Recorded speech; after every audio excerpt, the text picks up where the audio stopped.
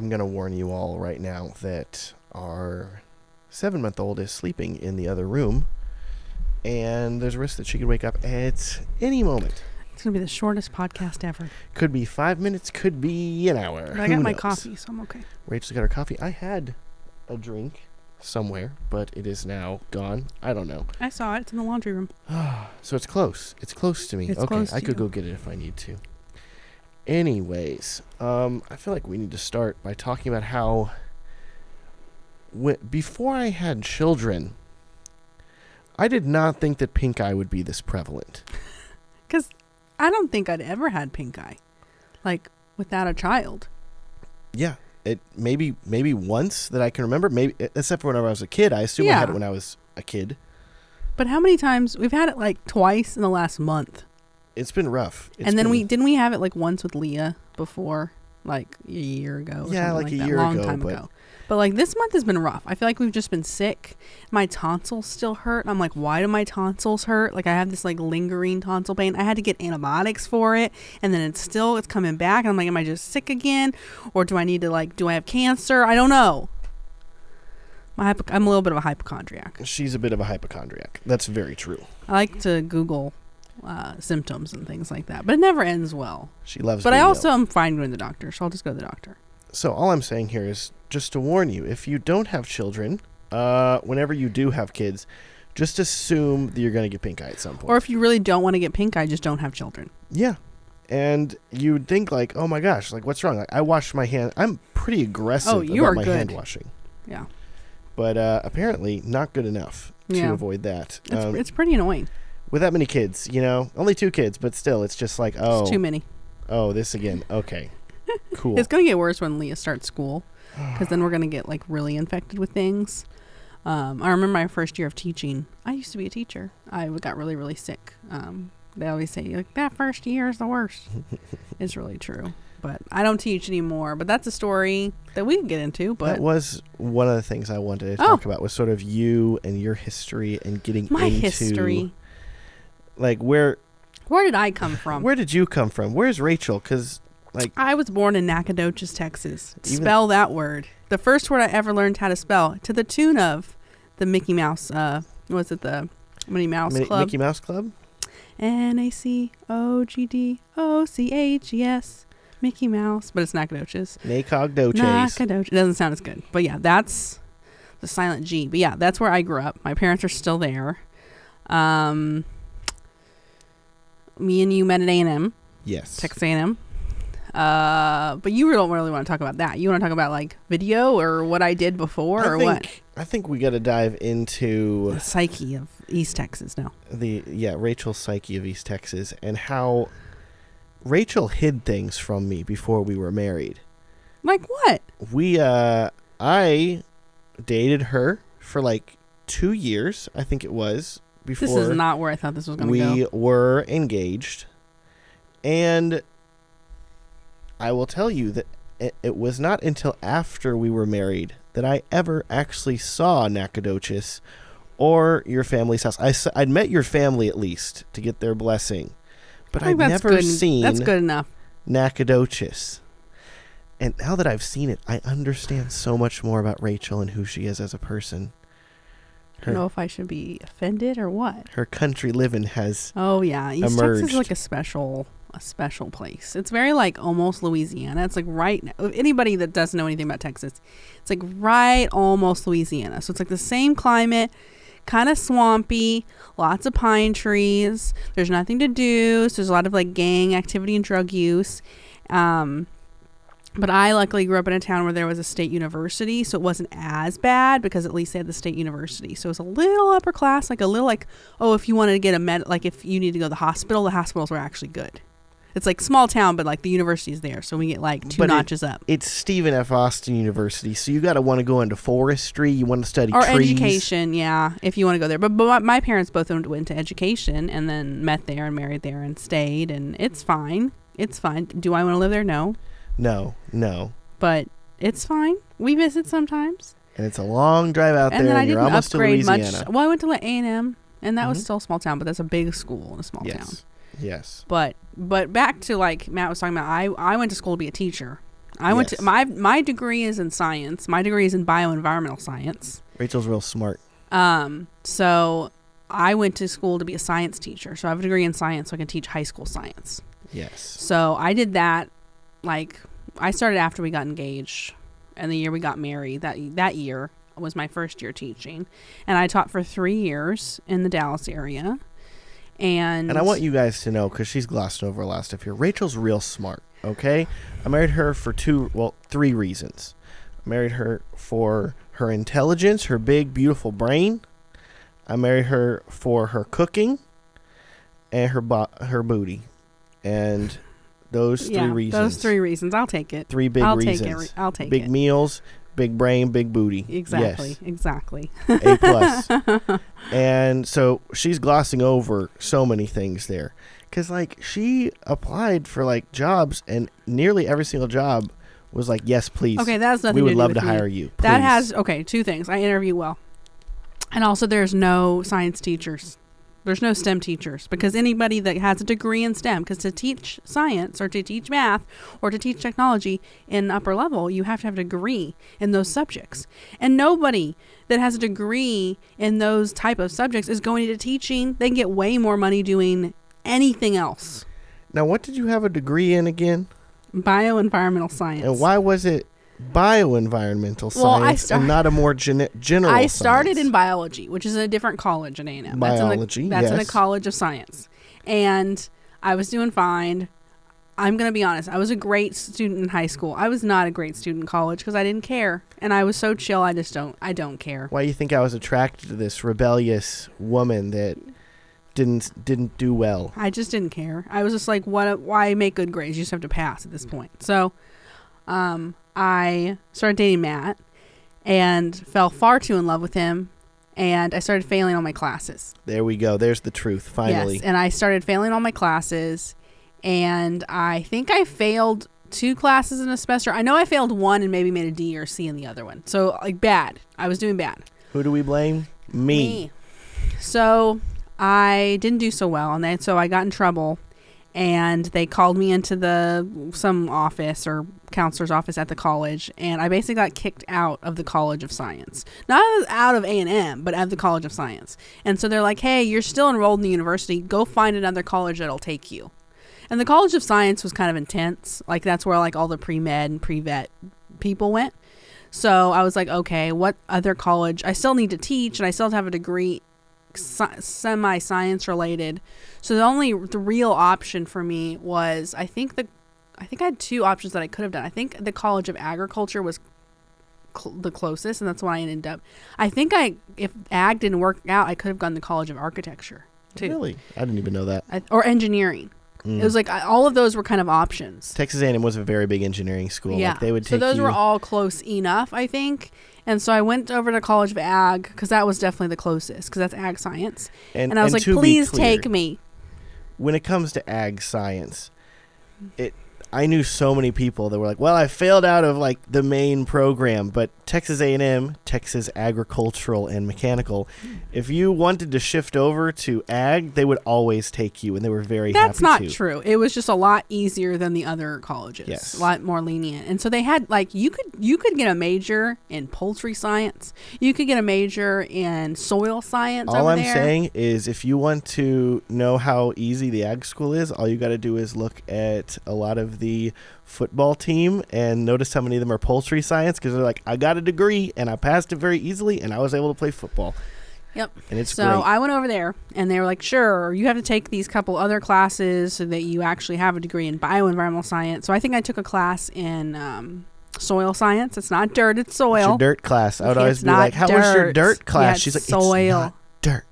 It's soil. So I had to do a lab where I had to, like, analyze the clay components of soil and do it whatever. And then I took a class in plant pathology, and then I took a class in mushrooms and a lab in mushrooms. I remember the shrooms lab, where I had to, like, look at a mushroom under the microscope and be able to tell what it is. Is that skill I need? I don't need that skill now. It wasn't like a fun mushroom thing that you may be thinking. No, it was like, what kind of mushroom is this? Is it poisonous? Is it gonna kill you? Okay. But honestly, like, if we're talking about, like, things that are useful, I'm pretty good with plants. There's a lot of mushrooms in in Texas. Yeah, for sure. I'm gonna plan some. But yes, so that's what my degree is in, and I ended up teaching science. Real smart. And she applied to all these programs, and they were calling her immediately, begging her. That's only because there's no science teachers, and it's really sad, and they need to be paid more. But that's completely different. My take on education in America and how it needs to be thrown out and restarted. Education in America. Like, why do we have summer school? Nobody, why do we have summer break?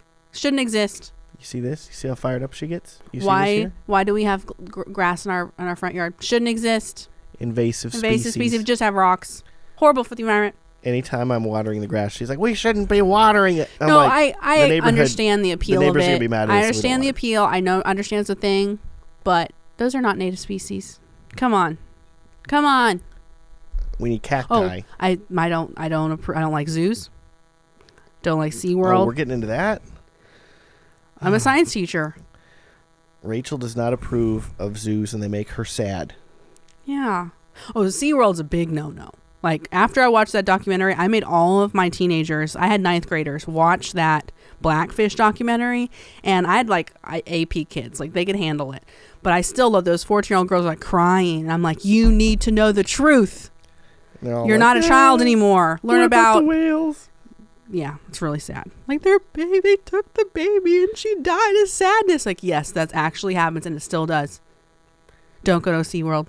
Yeah, I mean, we've never been to SeaWorld. I'm not going. I went as a kid. I'm not going. Yeah, since being married and all, never been to SeaWorld. So I think I went on a field trip when I was a kid, but otherwise, no. It just makes me too sad. And some zoos are accredited and some zoos are fine. But do I research the zoo before I go? Yes. And some zoos are not okay. She's that person. I was researching zoos. Actually, we're going to Europe, and I was researching the zoos overseas, and we cannot go to the zoos overseas. She does not approve of Tiger King, is what she's saying. No, absolutely not. She didn't really watch all that. I watched it, and I was like, "This is some crazy stuff." You did? I did. I didn't watch the new one, the new season. Oh yeah, that's you missed out on. But I watched the old seasons. Yes. Yeah, some crazy stuff. But she's like, "Nope, don't support that. Don't like that at all." I'll go to zoos, but I have to research them first. I know some girl that was at the Tiger King's house. Yeah. Oh, this is a good story, actually. Okay, so yeah, there's some girl I went to college with that posted a picture here's me in the Tiger King's house. I was like, that's cool. But no, oh my gosh, I'm so excited I get to tell you guys this. This is crazy. So one of the things I do on my YouTube channel is I have these educational videos on how to export videos in Premiere Pro and in DaVinci Resolve, etc. And I offer a template that people can download. And so that way, if they want to save time exporting, they can download the template. And I have a lot of people sign up for this email template. And whenever they sign up, I get their email address. And I noticed that I received a comment last year. And I was like, is this real? I cannot believe this is real. Because who watched my export settings video and downloaded my preset and then commented on my video? None other than Carol Baskin. Yes, the Carol Baskin from Tiger King downloaded, literally watched my YouTube video and downloaded one of my presets and is on my email list. She might know who you are. She does. She might watch you. That is crazy. She might listen to this. Carol, hey. That was Matt's big celebrity moment. We're big fans. Can you tell us the truth, Carol? That's all I want to know. Okay, and that's what I was like. I texted a few of my friends, and I'm like, dude, Carol Baskin just signed up for my email list. And they're like, no way. And I looked at the email, and it was for her, her business. For her business. Yeah. It was the URL. I'm like, oh, this is legit. Oh my gosh, Carol Baskin really commented. You could be on the next season. And so I had this whole You're the new husband. I could be. Sorry, I got to leave you for Carol. Older lady, but she has some money probably, so it'll be okay. But she might kill you. She also might murder me. So if I disappear after telling you guys this story, this is why. But my main point here is that I was thinking about I've got this email list now, and I know that I have her email, and so I'm thinking should I send coded messages to her, like a normal video that people get, hey, I posted a new video, but at the bottom P.S. Carol, did you do it? I think she would murder you. I think you gotta. Just reply back, Carol. Say yes or no. You don't even need to reply. Just reply back with a tiger emoji if yes. Just Carol, come on, please. I really want to know. You can't do that. That's literally playing with fire. I know, but it's just weird to see somebody that's in that sort of cultural zeitgeist, and suddenly they're in my they're I real, like that and they're term, cultural on my zeitgeist. they're on my YouTube channel watching my videos. That was crazy. Easily highlight of 2022 for me. Us having another kid, like Carol Baskin commented, okay? Like, I love my second daughter, but That's rude. I'm just Why kidding. you could have named her Carol, Could have named her Carol. but we didn't. Carol Johnson. Sounds so Texan. That's a grandma name right there. Yeah. Carol's pretty grandma. Oh, man. Carol. Crazy. Anyways, so Rachel was Back to me. immediately accepted into a teaching program up in Plano, Texas. Yes, I taught for Plano ISD Yes, and she for was only teaching- 3 years. I didn't make it very long. Like most teachers don't make it very long. It's very sad. Underpaid, overworked, all of that is true. And all of the reasons that they say teachers quit, like, oh, they're burnt out and they're overworked And and, they hate they're the underpaid, and students hate the students, parents and the administration. and they have to raise these kids on their own, and the administration's against them. It's all true. Literally every single thing was like the reason that Rachel only lasted 3 years. It's all true. Like, I enjoyed the children. I enjoyed the science. I was the teacher that would, like, reach down into a bucket of formaldehyde rats and pull one out with my bare hands and fling it on a table.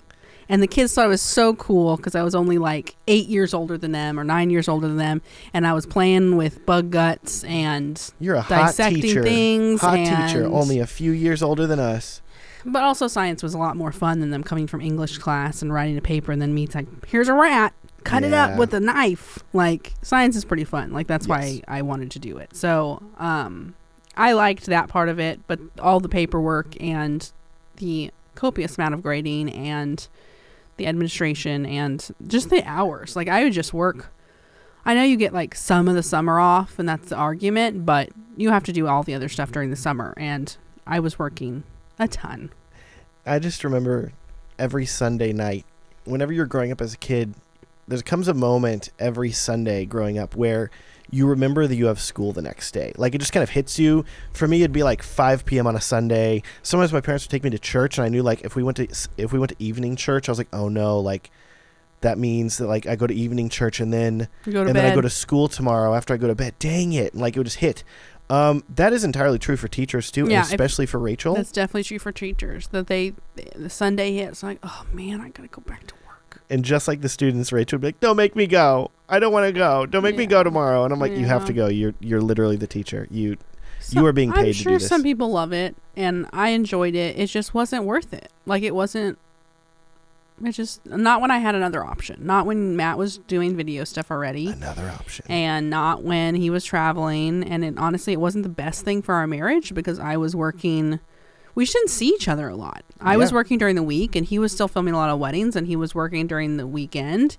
And I would get home from work at like 4:35, and Matt would be at home all day, and then he just like would word vomit at me while I made dinner. I missed you so much. How was All your this, day and today? he would tell Here's me what I did everything today. that happened. Every single and thing. you've been alone all day, and then I would just be talked out because I'd been talking for 7 hours straight because I had 7 classes and you teach, and so I was just like, I don't want to speak, so you would just word vomit at me, and that was our relationship for a while. And so this is a lot more conducive. So I was like, I lasted 3 years, and then I was like, hey, can I train with you and maybe film weddings? And so there was a year or 9 months or something where I filmed weddings and shot.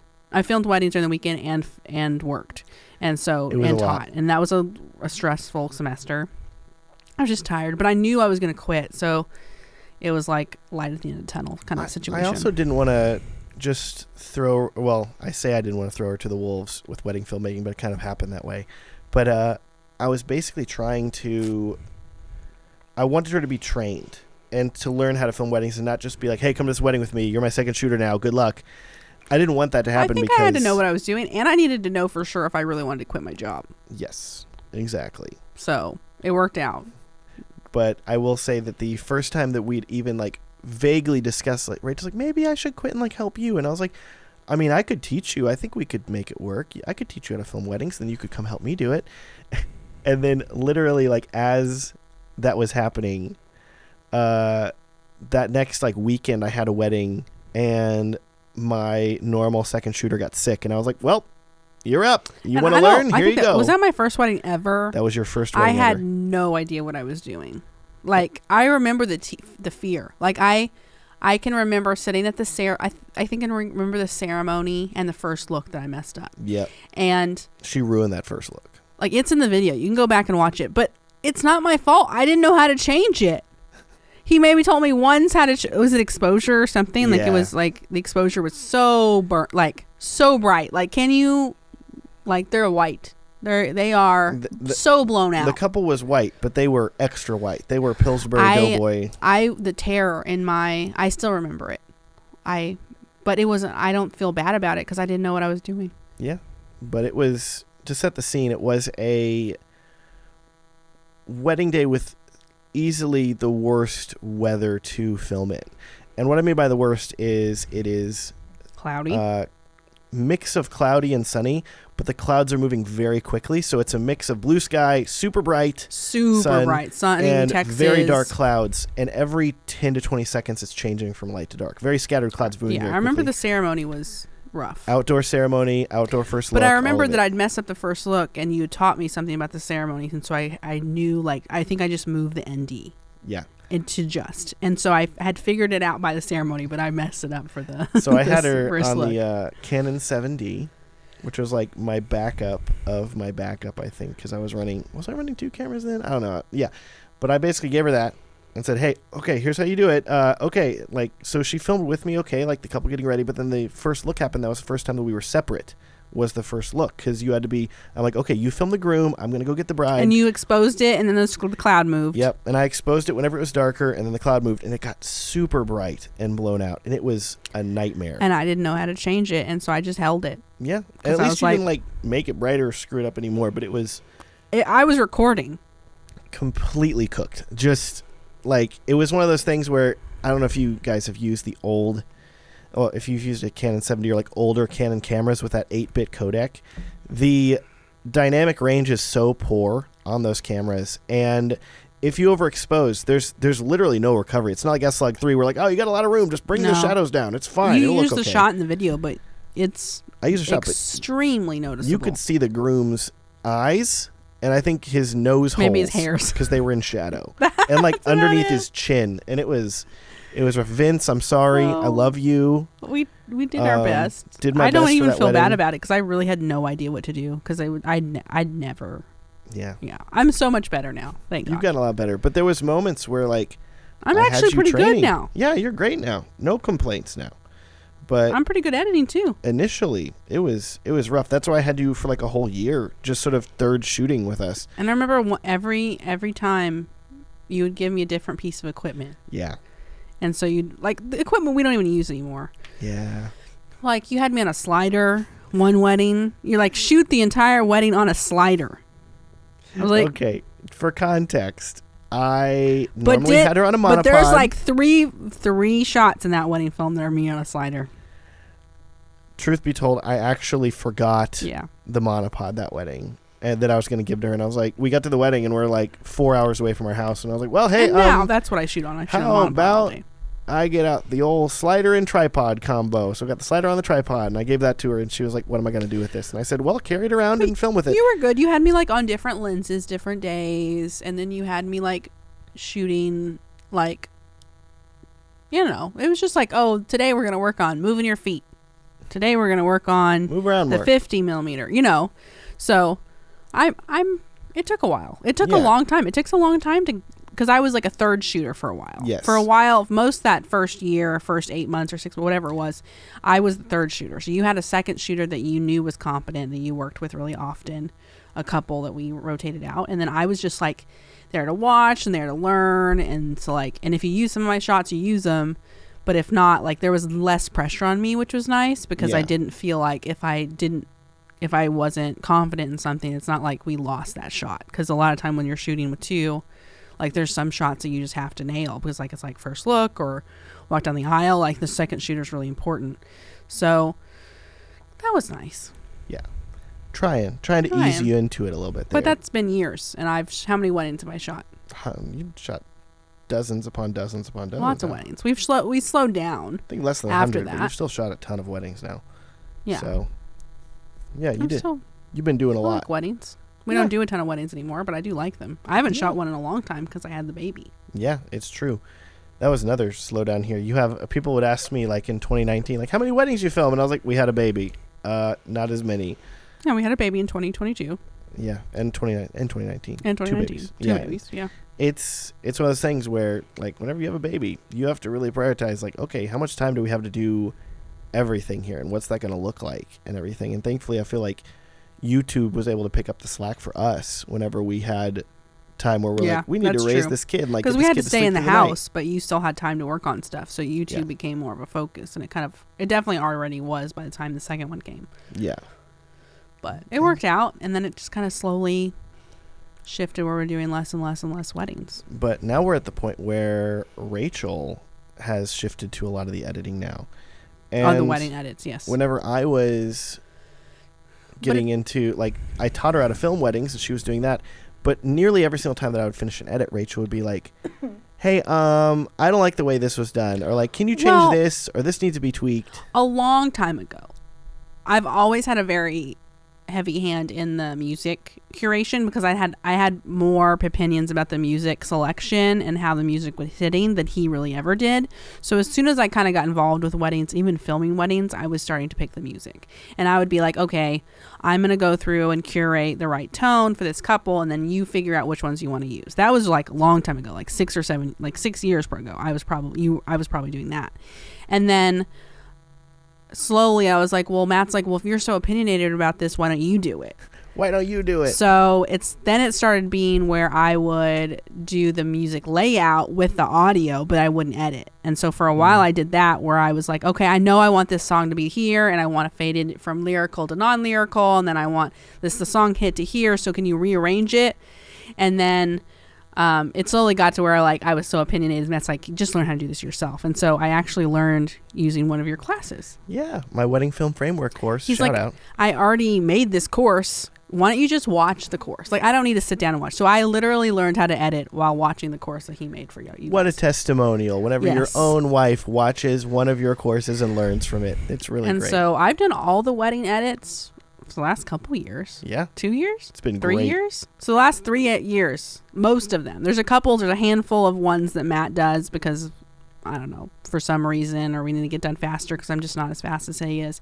But the last couple years, I've done all the wedding edits except for like the finishing. I'm still not good at like coloring She or doesn't have the audio mixing and color grading down But yet. I'll like lay out the music, lay out the story, put in like, I'll get it like 95% there. Oh, yeah. You get it so close, which is wonderful because especially whenever you're working with your wife or anybody that you care with, like anybody that you care about, and you are editing, be it a wedding film or anything else, I'm big on feedback. I recommend that you have that person, a person you care about, watch your film, and then ideally if they have a creative background and stuff like that and they're working with you, then they can give you feedback on, hey, this is how it could be better. But I remember whenever we were getting started, I would finish a film and show it to you, and you would critique it. And they would not be bad critiques, but to me, I'd be like, this is my baby. I spent so much time on this. You don't understand. And I would be mad. Yeah, you got mad for a little while. That was very long ago where you were like offended by like that I had a different opinion almost. She's like, why'd you put this here? And I'm like, because it makes sense. And she's like, well, I don't like it. And I'm like, no, you're wrong. And then You don't really get offended. Well, now I do the editing, so. yeah. Now I get to be the one that's judging and passing, being harsh. Yes. Even then it's really not much. It's minor stuff usually that and we I feel have like you issues with, trained me how to do it, so a lot of my style is just your style. which is helpful. So I feel like people in the beginning didn't even notice was like the shift from you edited. Like I don't think people know. No, nobody knew. I don't think people could go through the work because there are a handful in there that you did and be like, oh, that one was Rachel all the way, or this one was Matt. I don't know if people could tell. Well, there were also so many wedding films, like when I was earlier, where you would be like, hey, like tweak the music here, do this differently. And so I really was opinionated about the music. Let's just be honest. Your hand has been on the wedding films like for 10 years. Yeah, a decade. Yeah. So now it's fine. Like, oh, okay. Because even whenever we were dating, like Rachel would like watch the films I made and like give feedback on them, or be like, that was good, honey. Okay, great. Or like, good job. Or whenever we would whenever I'd film proposals, which I filmed a ton of proposals back in the day. A long time ago, before we worked together. Whenever we were at A&M, it was 12 just years like ago. proposal central. You know how it is. Like everybody's like junior, senior year of college. Everybody's getting proposed to. So I was getting asked right and left by usually guys, because they'd be like, "Hey, I'm proposing to my girl. Can you film it?" And this is also whenever I was getting started. And I was like, "Sure. How does $500 sound, or $250, or if they're a good friend, how about free?" Like I just remember doing wedding proposals for cheap, because for a wedding, like usually like the bride is planning it, they have a budget, scheduling, they understand like the value and like the cost that's going to come into it. For a guy proposing, he's like, I got $75, bro. I just already spent all my money on the ring. Can you like come and like take some pictures or like do some video? Sure, man. Yeah, we can do that. Like it is rough.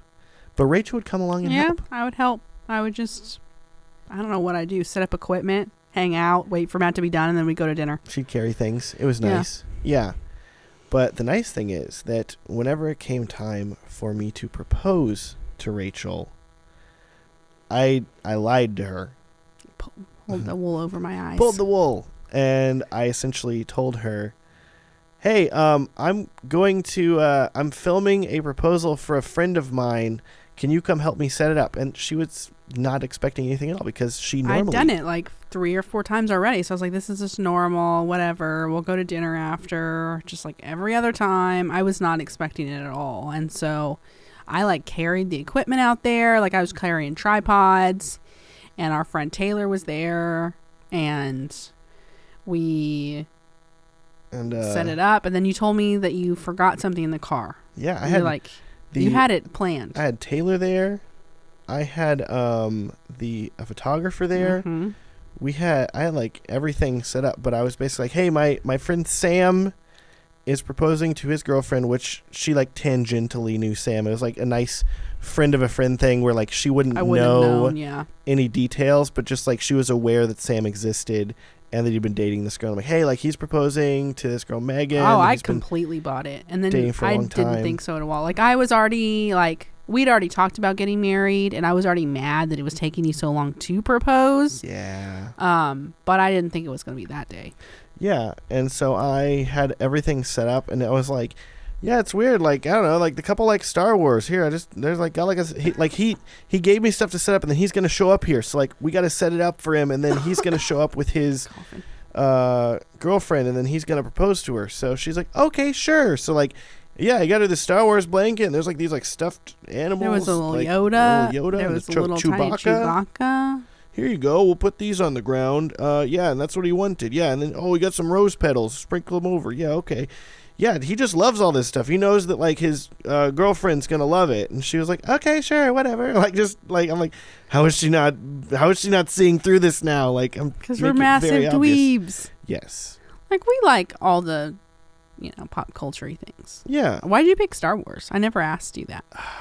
Well, Star Wars is also a very easy media property to get like items for. That's at Walmart. Like I can't get Lord of the Rings stuff at Walmart. That was more difficult. It was just like I don't think I've ever asked you this, but like we liked all the nerdy stuff, but I was like, why did you pick Star Wars? Like of all the different, like I'm like, we're just kind of like all over, like we like all that nerdy stuff, but it wasn't like, oh, we're hardcore just Star Wars fans. Yeah, we really are not hardcore Star Wars fans, like thinking about it. But at the same time, I was like, okay.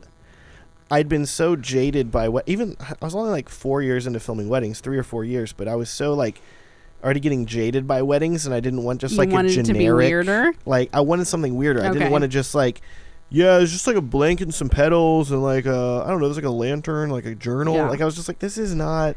Yeah, in the moment I didn't question it, but like looking back, I was like, yeah, like we're nerdy, but I'm like, it's not like we are like huge Star Wars fans. I also thought that it'd be fun if I got lightsabers and we could have photos of us like holding lightsabers. Yes, and we did do that. And I do like those photos. And I like that we still have the stuffed animals and our kids play with them, and those like were the stuffed animals that were there when we got proposed. So that's really uses cute. The blanket to like we have the blanket. Like and we have the little Yoda, which she really likes. And Chewbacca still makes noise. He makes a little growly sound. But whatever. I went to the car to get a card.